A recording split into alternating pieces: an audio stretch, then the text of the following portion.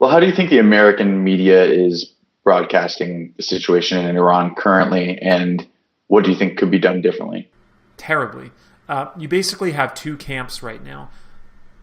Some of which, I take a little bit from this camp and a little bit from that camp in the most superficial sense, really. I mean, the ideas I'm putting out there, I think, are much more nuanced and are much more dangerous than what either of these two camps are saying. But on the one hand, you've got neoconservatives. John Bolton, for example, frequently gets consulted on this issue.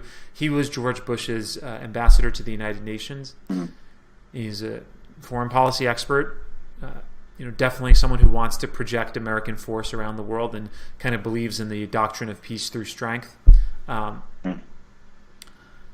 And so his interest is he wants to support the protesters, and he ultimately wants to overthrow the Islamic Republic, possibly with a military intervention. I don't think he's quite said that exactly. He probably has. I mean, John McCain said he joked about bomb Iran. So there's plenty of people who want to bomb Iran.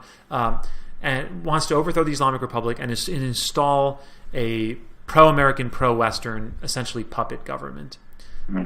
I don't think that that's going to happen. I'll never support that, and I don't think there's a reason to support that.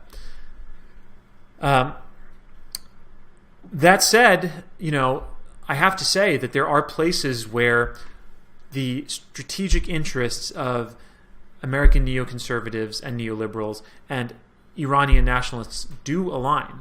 One of which, crucially, is support for Hezbollah. Mm-hmm. Iran's national interests are not articulated by supporting Hezbollah. Iran is much better served. Iran ends up fighting an asymmetric conflict against a nuclear-armed Israel in Israel and in southern Lebanon that gets Iran into tons of trouble, that has cut Iran off of much of international banking as well as a result of sanctions. You just run into tons of problems. To some extent, I mean, it's arguable to what extent they've destabilized Lebanese politics as well. But Iran's interests are much better served to the east, towards places that traditionally were part of the Iranian Empire. As I said, Tajikistan, in a reconstituted Iran, I think Tajiks would gladly vote to join a reconstituted Iran. So I could see Iran annexing Tajikistan. I could see Iran annexing parts of Uzbekistan and Afghanistan as well. Can you talk briefly on the funding of Hezbollah in Lebanon by Iran and where that's coming from and how so? Oh, yeah. I mean, Iran funds Hezbollah. Iran created Hezbollah. Mm-hmm. Iran created Hezbollah in the 1980s during the Lebanese Civil War, and Iran has had two foreign policy goals. One of which is to export the revolution, which is what got them to agitate the Shia communities in Iraq, which was one of the contributing factors of the Iran-Iraq War, which is another huge event that we didn't really talk about, the Iran-Iraq War. There's a huge role that's played in Iranian modern history as well.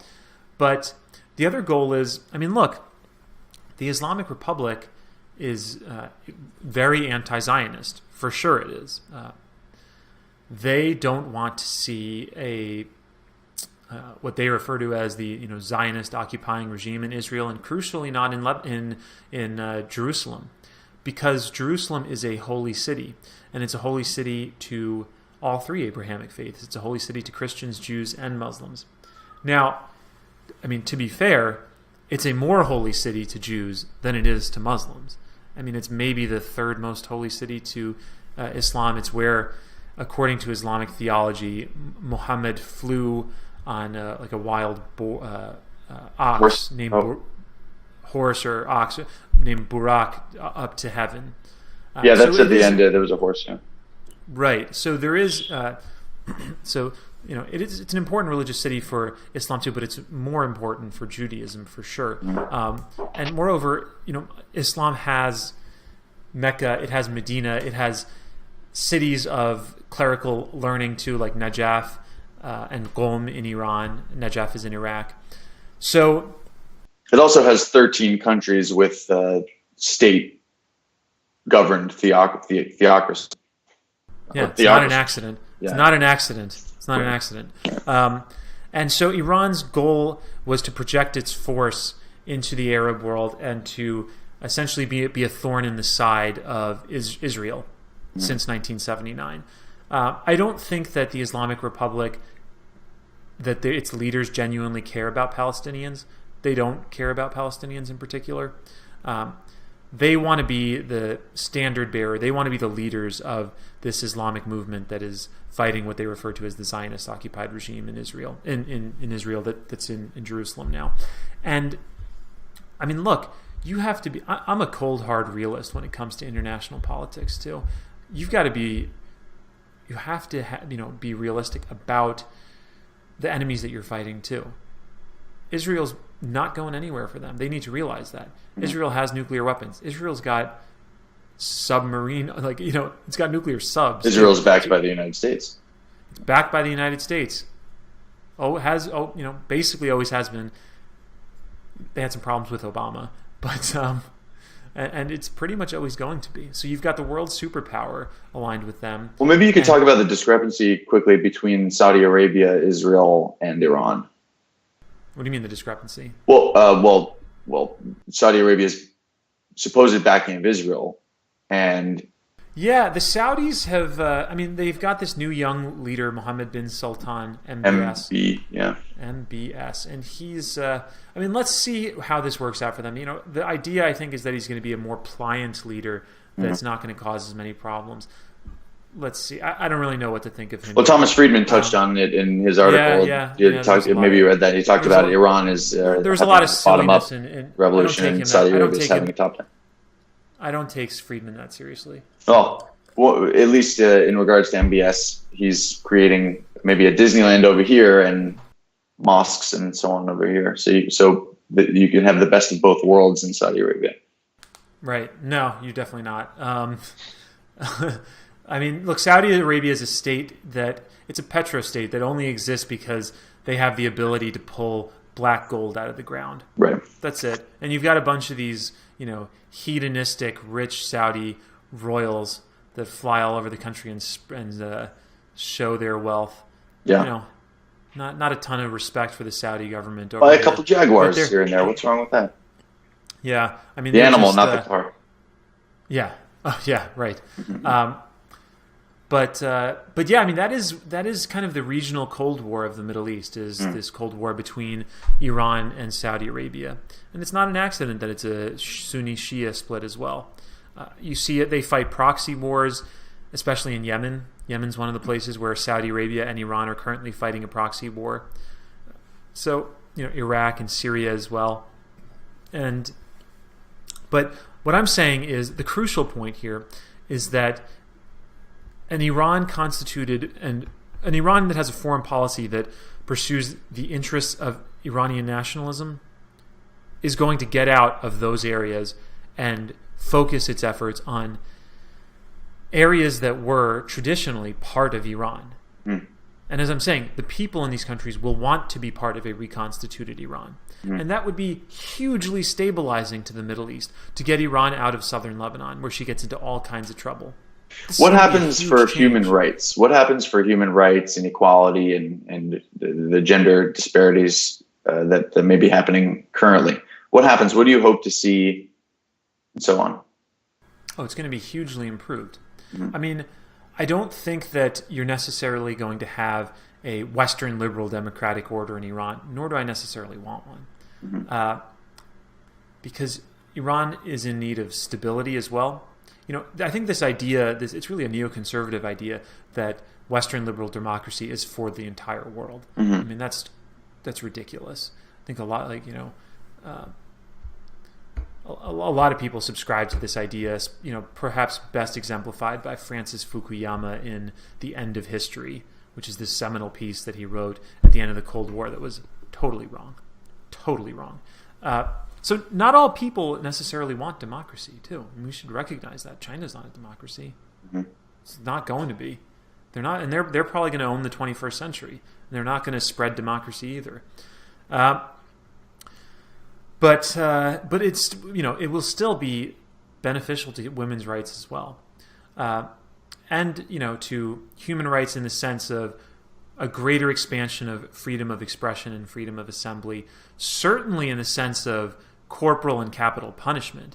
We talked about this earlier, but if you look at the the Sharia imposed law in Iran and some of the very draconian measures that are taken against people who commit crimes in Iran, it's not a pretty picture. Drug offenses are very seriously punished. I mean, they just announced this week as a half measure, I think, that they're loosening some of those laws, that they're not going to issue as many death sentences for drug laws. Like, they increased the amount of cocaine or marijuana that you have to have before you get a death sentence. But the Islamic Republic, its legal structure is based on Sharia, and Sharia is very clear about what happens to adulterers and what happens to apostates, and what happens to homosexuals as well, and to free thinkers. And those laws, these are not just legal verses on paper. These are executed by the Islamic Republic as well. They get carried out. So you've had hangings, you've had judicially sanctioned stonings as well. But this, I think you're going to see a huge improvement. Again, the Shah was an autocratic leader. There were secret prisons that tortured people, no doubt about it. But in the final analysis, he was not hanging homosexuals and the type of really Sharia-based draconian measures that you see under the Islamic Republic. One of the things I should say, too, in terms of women's rights, there's this very telling, evocative photo, we'll put it up, from 1979, March 8th, 1979, on International Women's Day.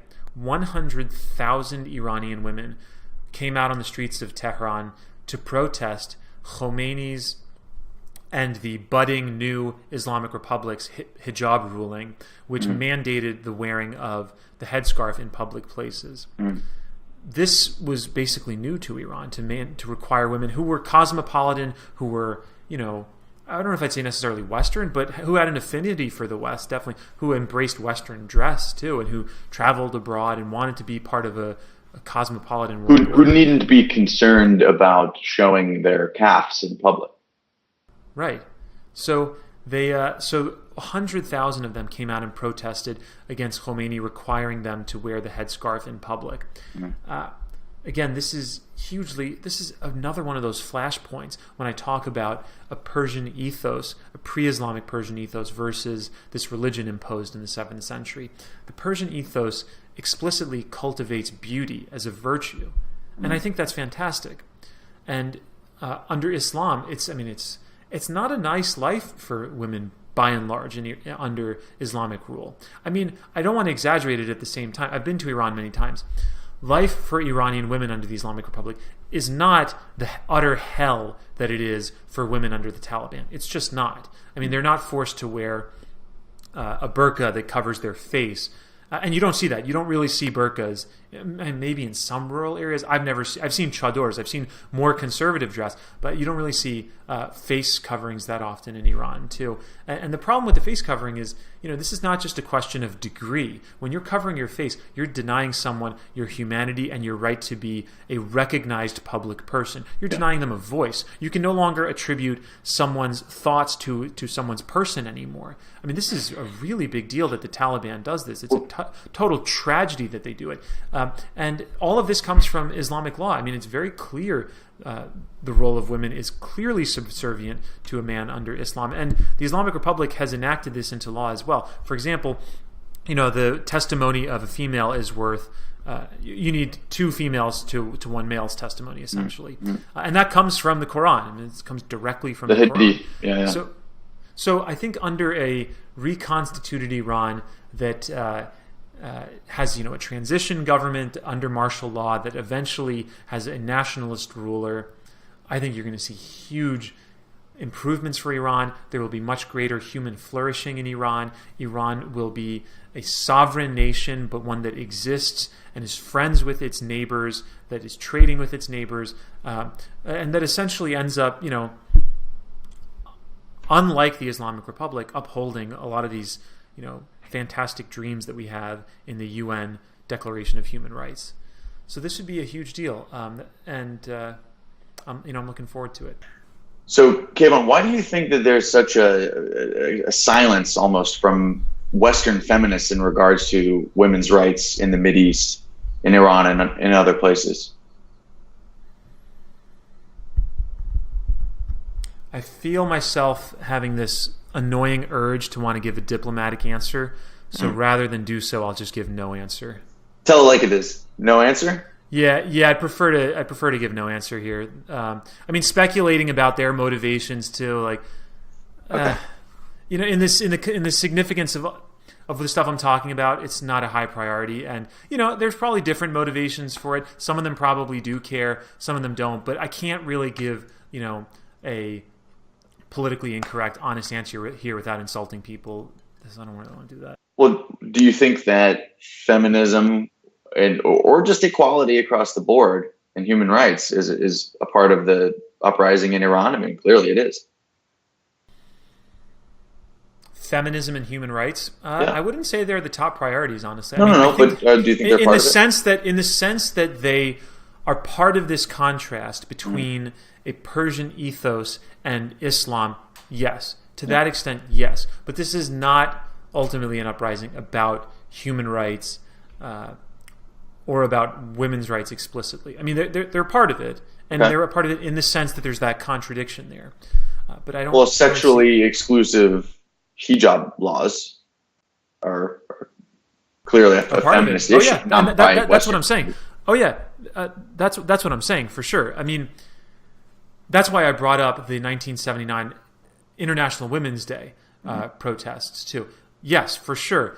This is a part of this Persian ethos that cultivates beauty versus Islam that has a sort of a Handmaid's Tale version of life for women. And it's worth noting too, I'm going to speculate just slightly here, but Margaret Atwood, who wrote Handmaid's Tale, I mean, she wrote that at the time after the Islamic she started writing it after the Islamic Revolution took place.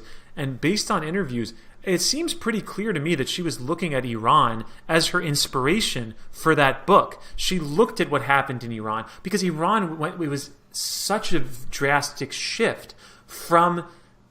I mean, I'll give you some pictures too. This doesn't capture all of Iran, but there's a snapshot of Iran of women in mini skirts, going, just like wearing mini skirts, wearing mini dress, and then all of a sudden, in a short period of time, being forced to adopt Islamic dress.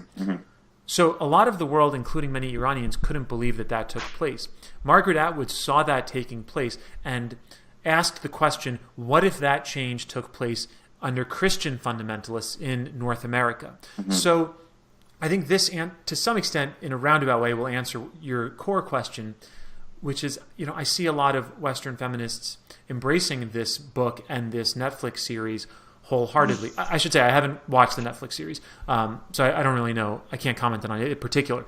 But they watch it, and they're not realizing quite the context here, which is that the canary in the coal mine here is Iran. That's what you should be looking to.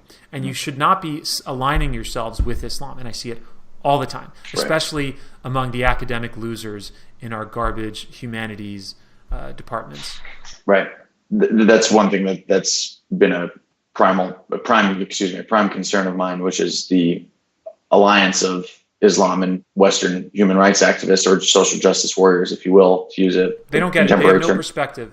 Many, I mean, I'm speaking broadly here, but they have no perspective, and I think that they're just motivated by what a lot of philosophers have called ressentiment, which is just a resentment for Western culture, and they just want to tear it down. The role of the Iran-Iraq War can't be understated also. The Iran-Iraq War was fought between 1980 and 1988, just after the Islamic Revolution had taken place, and there were a bunch of factors involved. I mean, one of which was Ayatollah Khomeini's explicit call to export the revolution. That was his idea. He thought he had the answer for the correct, cosmological and political structuring for a society, and that his ideas would easily be accepted, by the Muslim world, and would eventually spread across the entire world. I mean, this was definitely an expansionary ideology. So, they started, and Iraq is Iran, basically. If you look at the ancient Persian empires, the capitals of the ancient Persian empires was in Ctesiphon, which is in modern-day Iraq. So a lot of the map that we look at today really was Iran. Iran has been decimated over the course of centuries, essentially. So Iraq to some extent is Iran. It's only since the end of the First World War and the breakdown of the Ottoman Empire that we have the modern Middle East today, which is a bunch of states carved up by the Sykes-Picot Treaty, by imperial forces in France and the United States and Great Britain. So like Jordan was just carved out of thin. Jordan doesn't really exist. That's not really a nation. They just came up with Transjordan and drew it on a map because that's how they were able to divvy up the world. It was Woodrow Wilson, Lloyd George, and George Clemenceau from France looking at a map.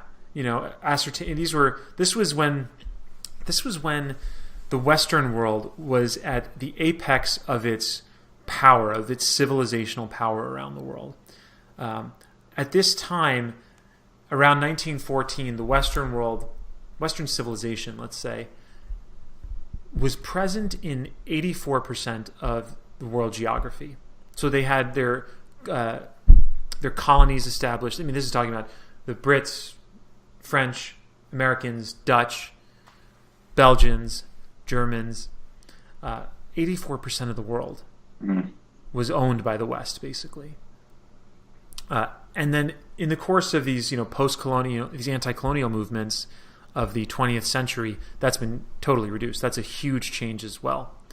And so one of the areas that they were looking at of huge strategic significance was the Middle East because of its oil reserves and its liquid natural gas as well.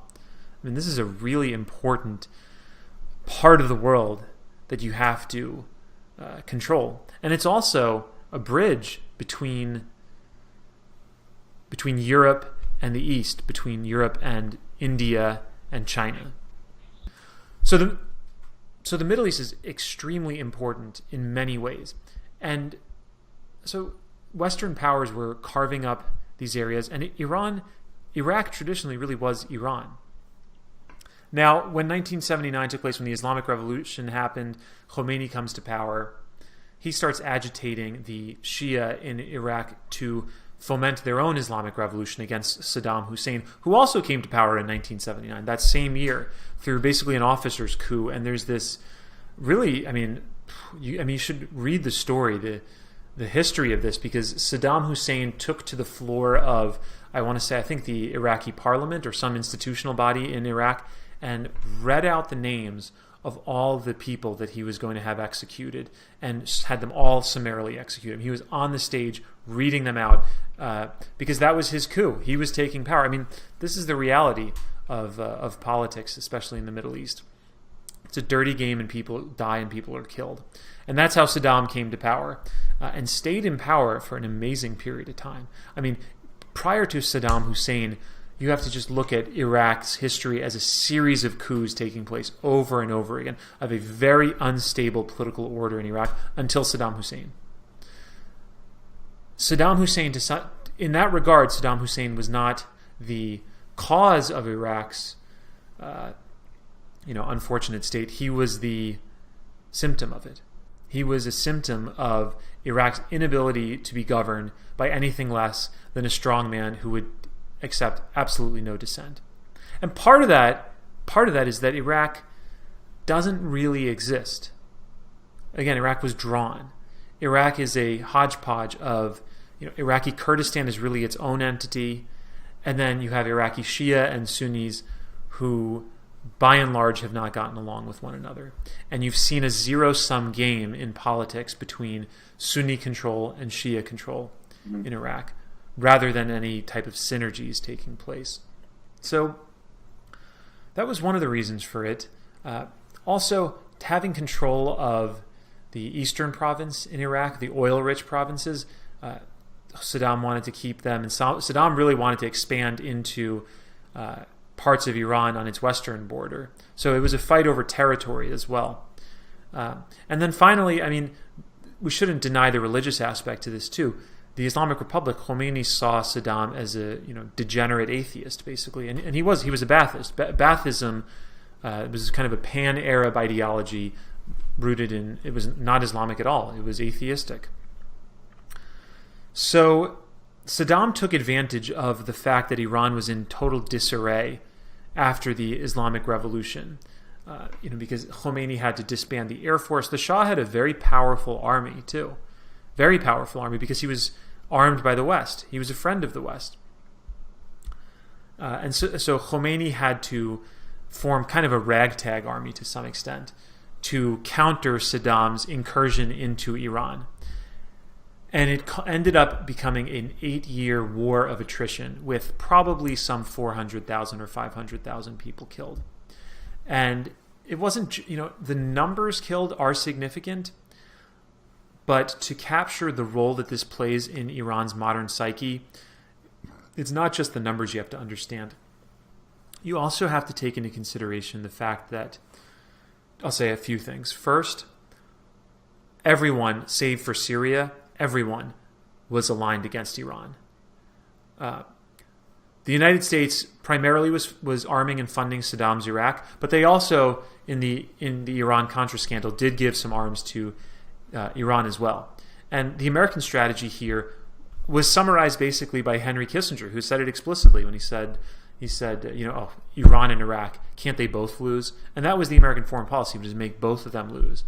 Because, why would you want a very strong expansionist power that could potentially challenge you and one that couldn't really be controlled? But ultimately, they sided with Saddam rather than Khomeini here. And even did so when... And so this, what I was going to say is this has contributed to a sense of paranoia in the modern Iranian psyche. And it is a justified one too, because outside players, especially the Brits and the Russians, have played an outsized role in Iranian politics. So it's not without merit.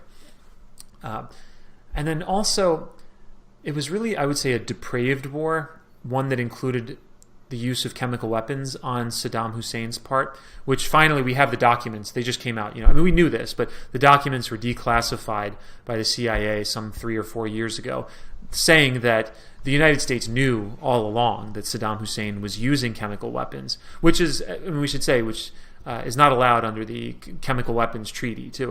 Almost every state has signed on to this.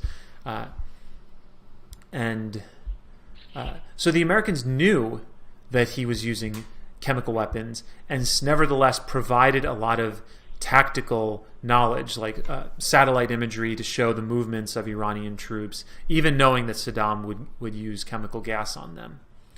And Iran, this was a big deal on the international stage as well. Iran was protesting at the UNGA, just right over there. It's right outside my window. The Iranian delegation was there protesting over and over again, saying, this international law, what use is it? We are being attacked with chemical weapons.